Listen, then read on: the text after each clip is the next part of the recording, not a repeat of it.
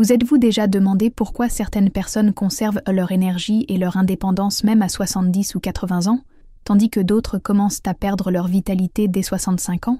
Étonnamment, la différence n'est pas seulement génétique ou chance. C'est un phénomène bien plus accessible, et vous ne réalisez peut-être même pas à quel point.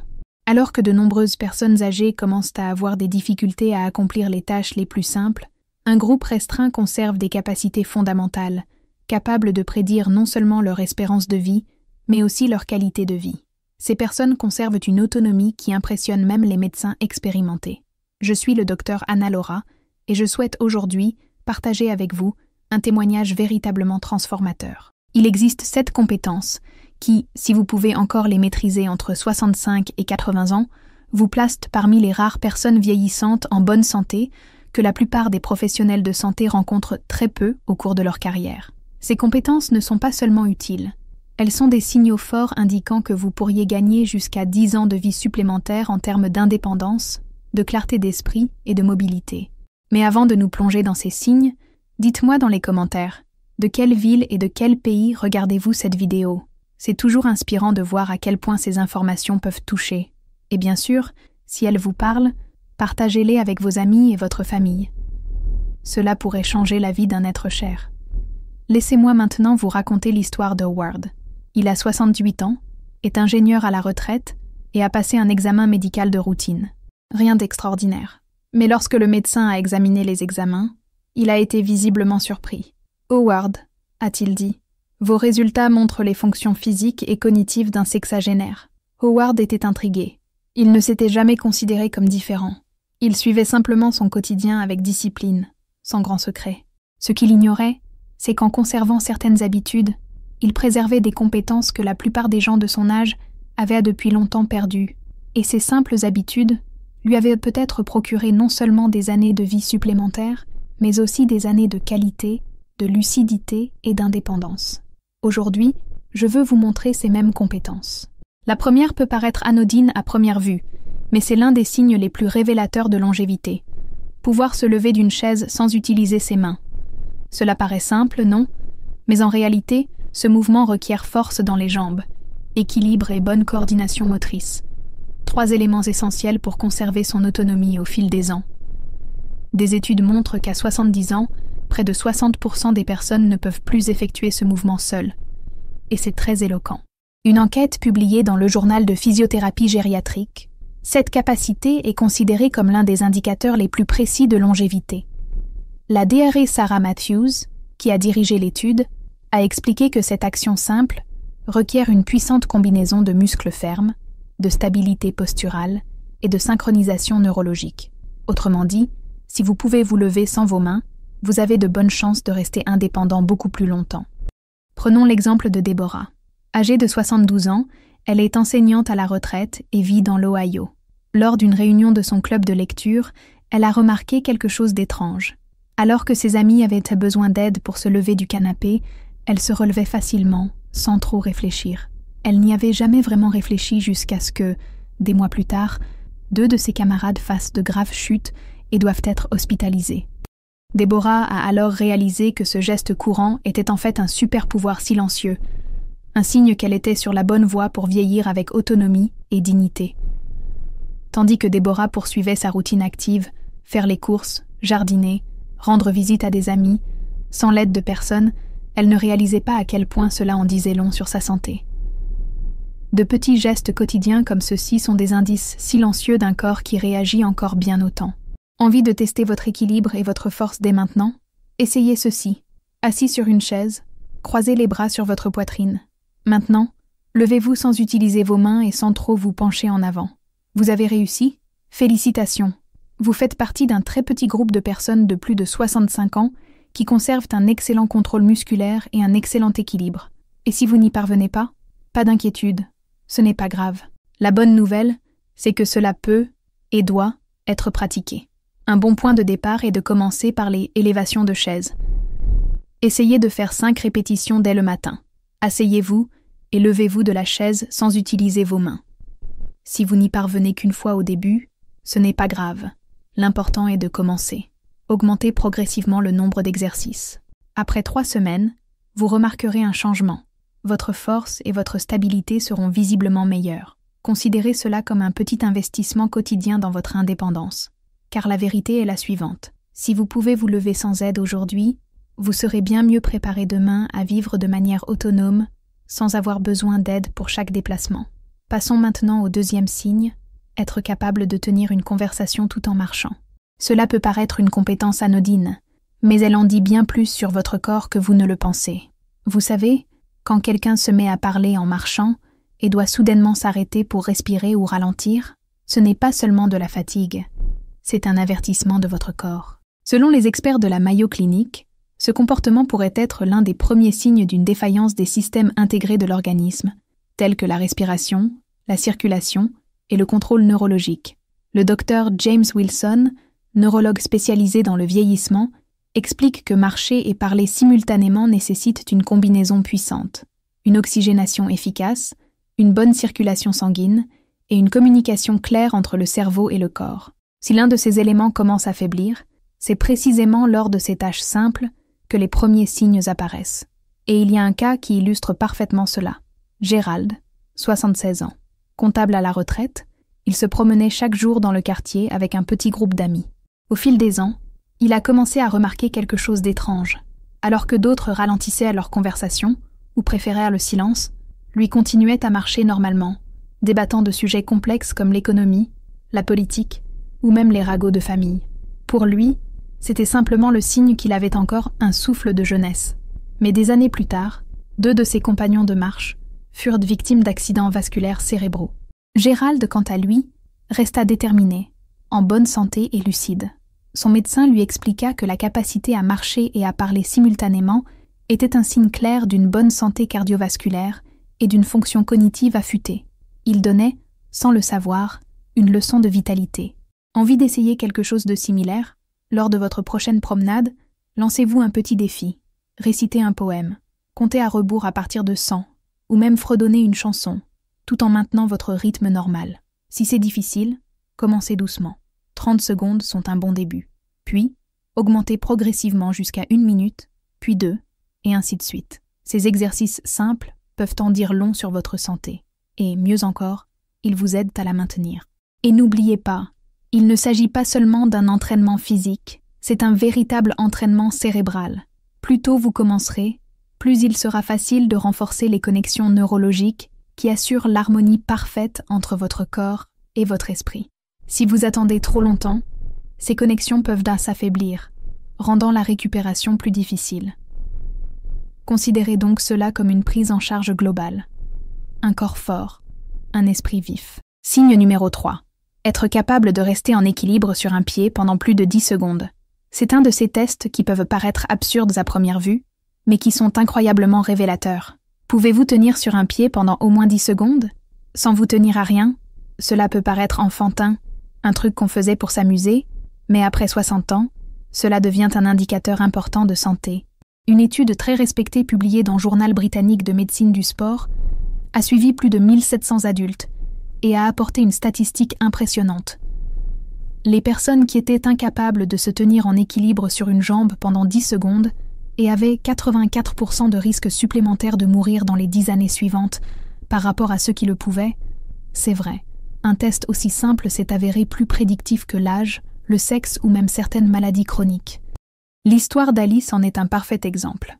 Âgée de 74 ans, elle a intégré des exercices d'équilibre à sa routine quotidienne depuis sa retraite. Une de ses habitudes?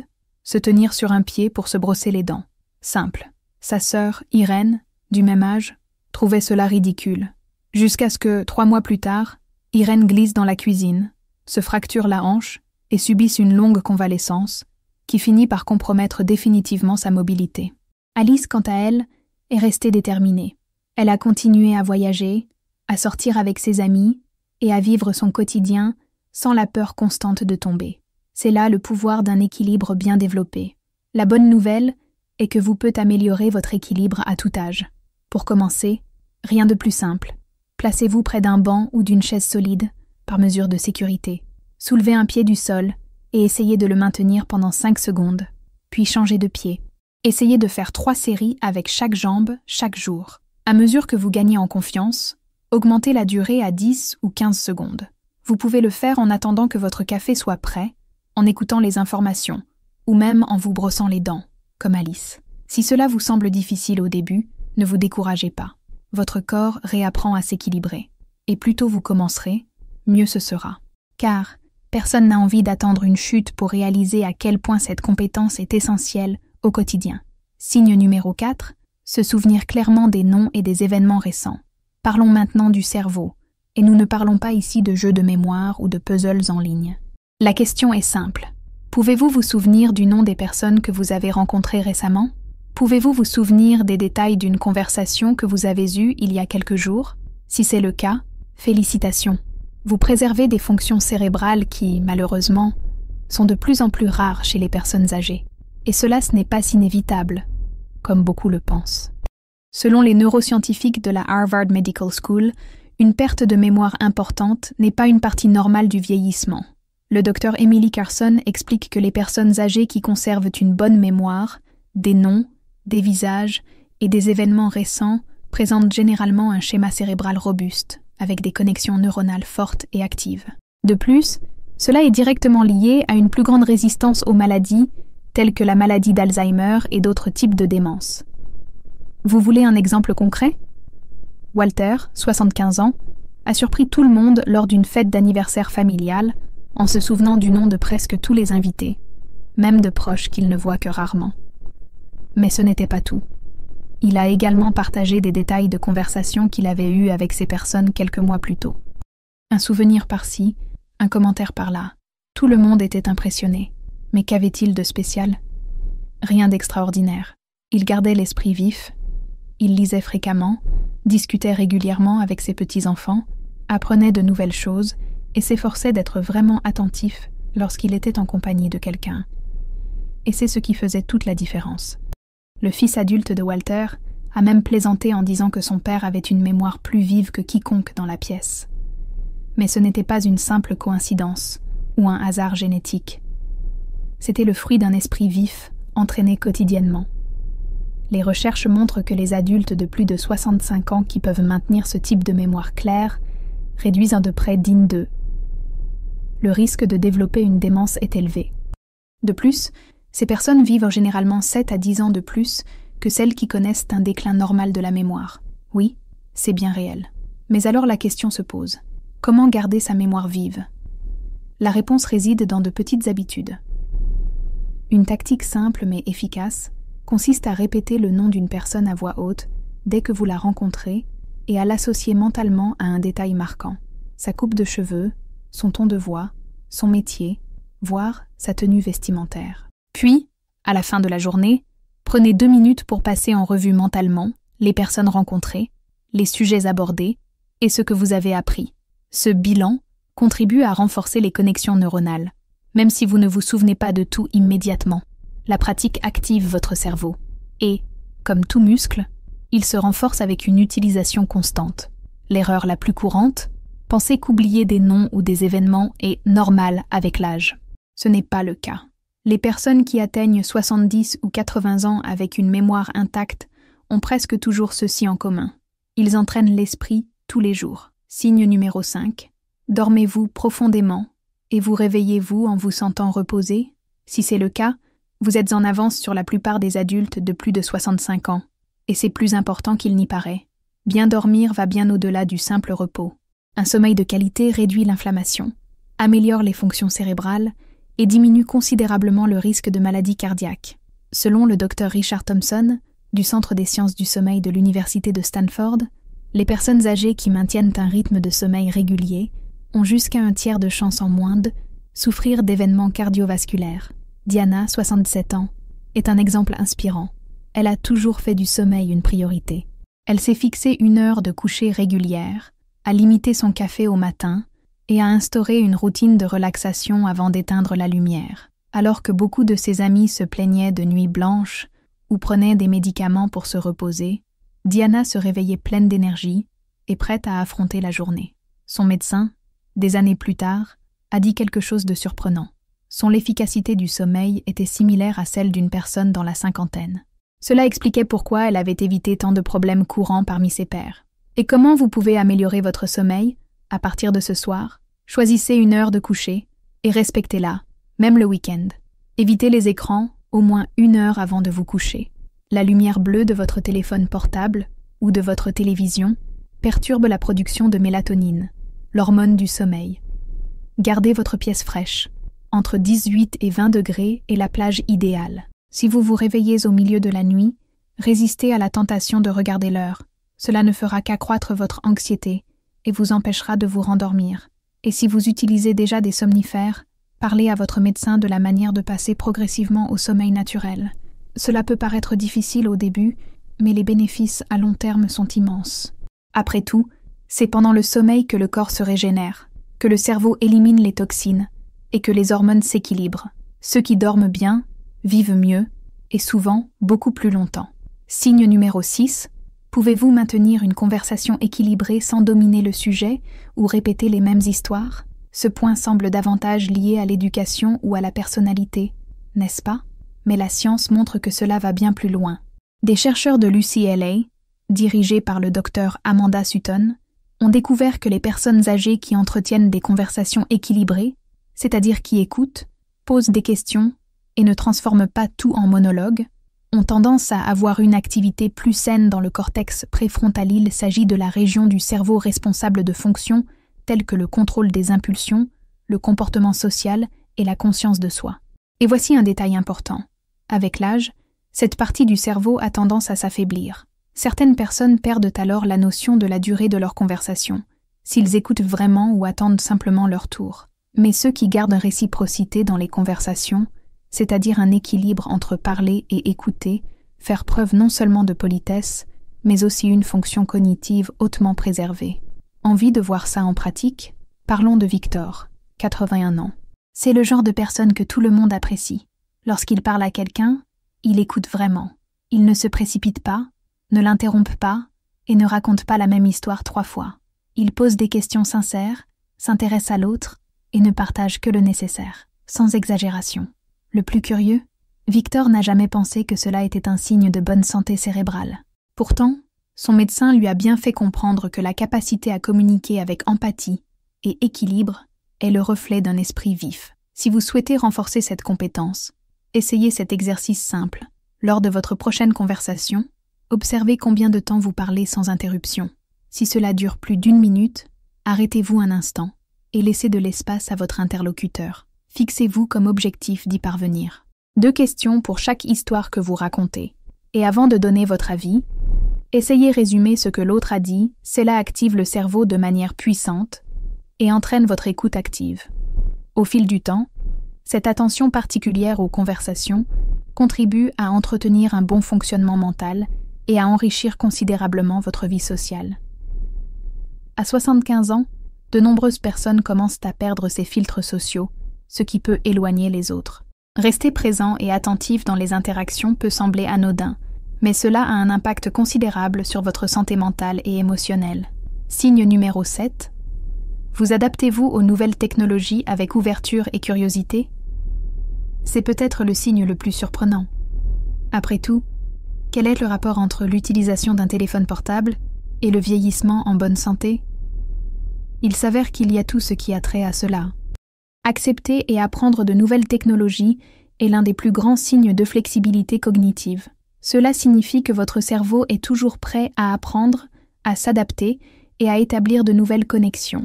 Et cela, selon une étude d'AgeLab, dirigée par le Dr Joseph Cooklin, est l'un des facteurs prédictifs clés d'une indépendance prolongée et une protection contre le déclin mental. Et l'explication est simple. Chaque fois que vous apprenez quelque chose de nouveau, comme utiliser une application, envoyer un message vocal ou configurer le Wi-Fi, votre cerveau active différents circuits, renforçant l'appel point neuroplasticité, crée une sorte de réserve cognitive qui vous protège dans le futur. Vous voulez un bon exemple? Émilie, 76 ans. Alors que beaucoup de ses amis disaient « Je suis trop vieille pour ça », Émilie a saisi l'opportunité offerte par la technologie. Elle a appris à utiliser les appels vidéo pour parler à ses petits-enfants, a fait des achats en ligne pendant la pandémie et a même suivi des cours de yoga via une application. Alors que ses pairs se sentaient de plus en plus isolés et dépendants, Émilie maintenait une vie active, connectée et indépendante. Son secret? Elle ne pensait pas avoir besoin de tout maîtriser. Elle avançait simplement étape par étape. Et vous pouvez faire de même. Choisissez quelque chose de simple mais nouveau. Créez un compte email, apprendre à utiliser votre application bancaire, organiser vos photos dans le cloud ou envoyer un message vocal. Dédiez-vous 10 minutes par jour à cela. Pas de précipitation. Le plus important est changer la pensée de « je suis trop vieux pour ça » à « je n'ai pas encore appris ça ». Ce petit changement d'état d'esprit peut ouvrir d'énormes portes. Selon les données, plus de 60% des adultes de plus de 70 ans manifestent une résistance aux changements technologiques. Mais vous n'êtes pas obligé de faire partie de cette statistique. De petits pas, répétés souvent, créent un cerveau plus fort, plus flexible et plus jeune. C'était les 7 signes d'un vieillissement exceptionnel. Si vous vous reconnaissez dans l'un de ces exemples, félicitations, vous êtes déjà sur la bonne voie. Et si ce n'est pas le cas, ce n'est pas grave. Chaque compétence peut être développée avec de la pratique et de l'intention. La chose la plus importante à retenir est que bien vieillir n'est pas seulement une question de chance ou de génétique, c'est en grande partie un choix que vous faites quotidiennement, dans les conversations que vous avez, dans la façon dont vous bougez, dans la façon dont vous dormez, et même dans votre volonté d'apprendre quelque chose de nouveau.